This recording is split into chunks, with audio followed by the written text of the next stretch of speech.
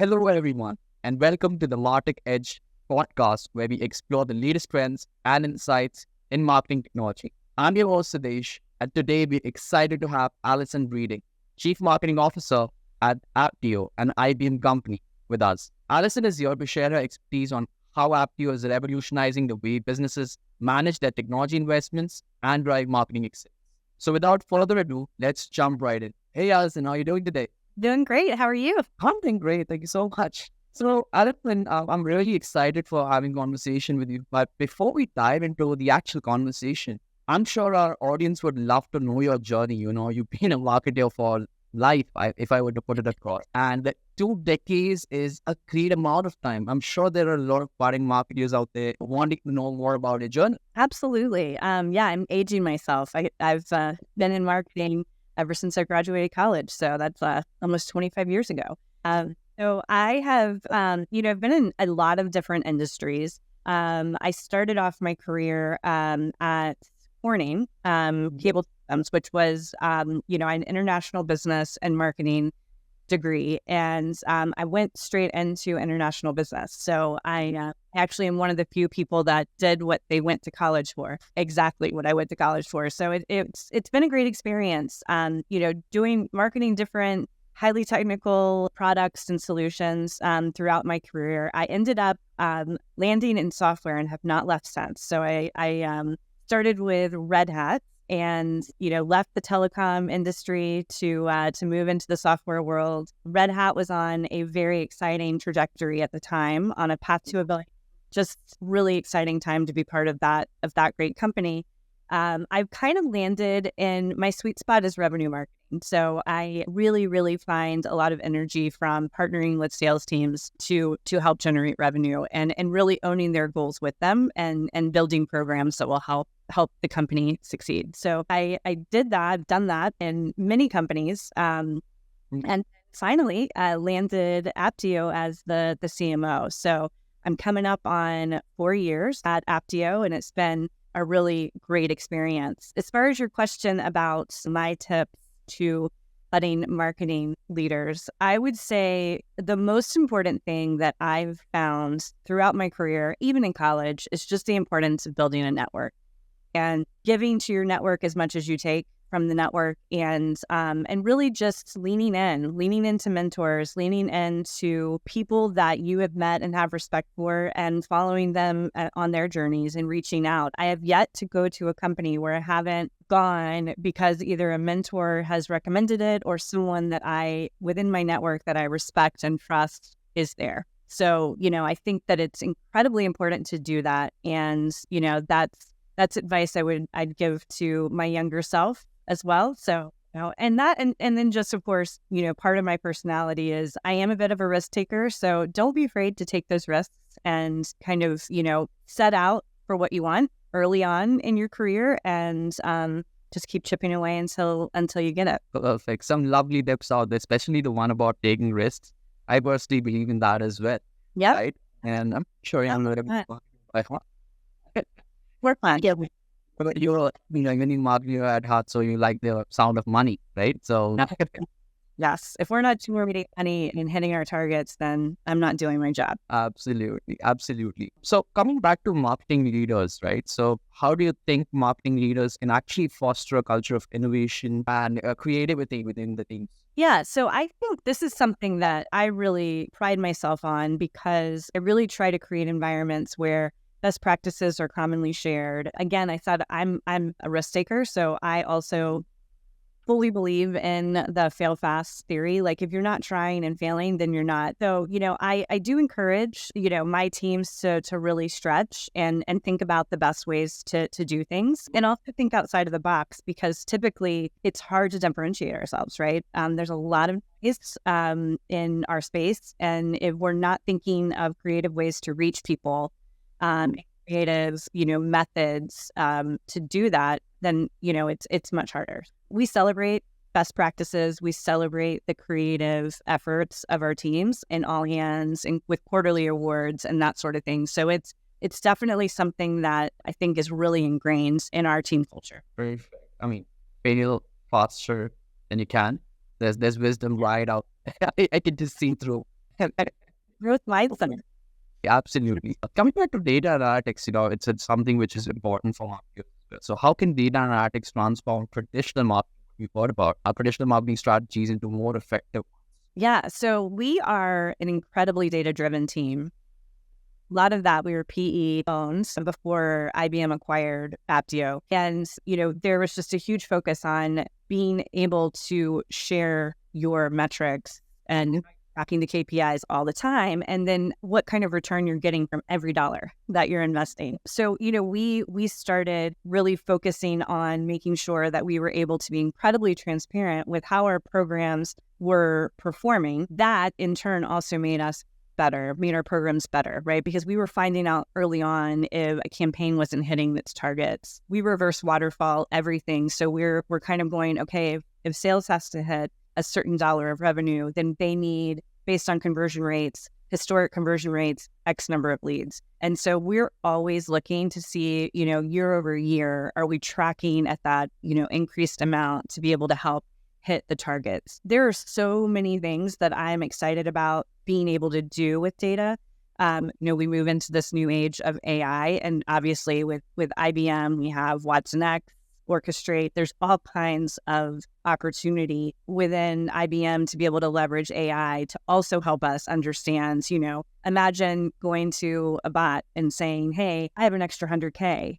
I understand in this area, where should I invest it? And the bot tells you based on historic data, this is where you should invest. And you can just move so much quicker. We can get to that without AI, but I envision that, we're going to be able to move really quickly by, having informed AI tools. Now, coming to the coin term MarTech, right? There's the technology aspect of it. How do you believe technology can help in identifying the most cost-effective marketing channels? Yeah, so I feel like, today we're able to already measure that. I mean, our biggest spend is in digital, so paid media, as well as events. Always under the gun to make sure that we are able to show our return for our events. Much easier to show it for paid media. You have a goal, you're trying to hit, and you hit it, or you don't, and then you kind of make tweaks as you go to be able to achieve those goals. Events are a little harder, right? Because there's a mix of qualitative and quantitative that you really have to take into consideration when you're looking at events. Some are awareness driven, which is much harder to measure. Some, you have a lead number that you're trying to hit and a conversion rate you're trying to hit. You either hit it or you don't, and then that will inform whether or not you invest at that level and or at that event at all the next year. So, we already feel that we're pretty informed with the technology that we have today, but we think we can move a lot faster with, the evolution of so many technologies out there that can help inform us even quicker. Got it. Makes perfect sense, Alison. Now, what are some best practices you believe, for using data to make informed marketing decisions? Yeah, so I feel like we are looking at, so everybody across our teams, whether you're field marketing or you run one of our campaigns, you're on our digital paid team, our social team, we all have goals.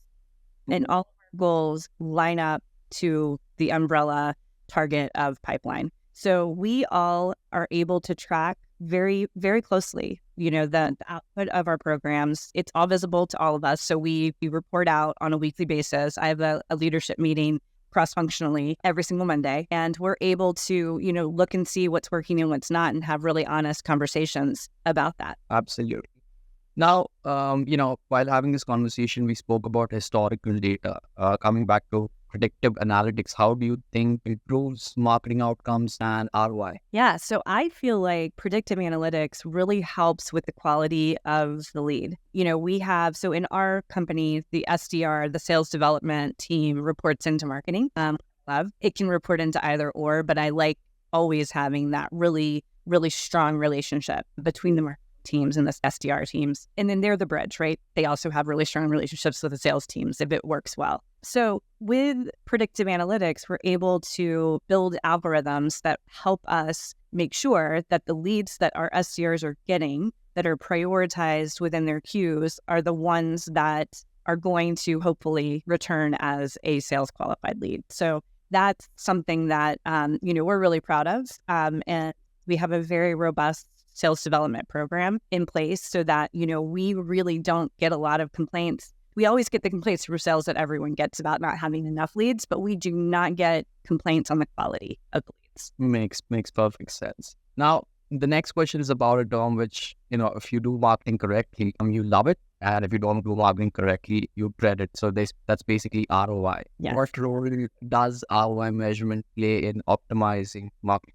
So I feel like it's incredibly important. Like I mentioned earlier, there are some things that are hard to show qualitative or quantitative return on, but for the most part, I mean, we have visibility. We use Tableau into the return that we get for all areas of our investments, and so there are certain things that we don't do the next year because we didn't hit the targets, and we measure that pretty well against, just the feedback that we also capture, on site or from, the teams that are working on whatever program it is. So, I feel like ROI is critical. We never have enough money to do what we want to do. And so we've got to make tough choices, right? And you have to look and see, okay, I can spend this here or here at the most bang for my buck. I'm going to go there. And so it's critical.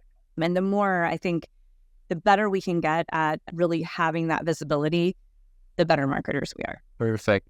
Now, coming back to the latest buzzword, some call it a gimmick, some call it the next big bet. Now it's AI. Everyone's talking about AI in today's world. So what is your personal opinion about how advancements in AI and machine learning would impact marketing analytics?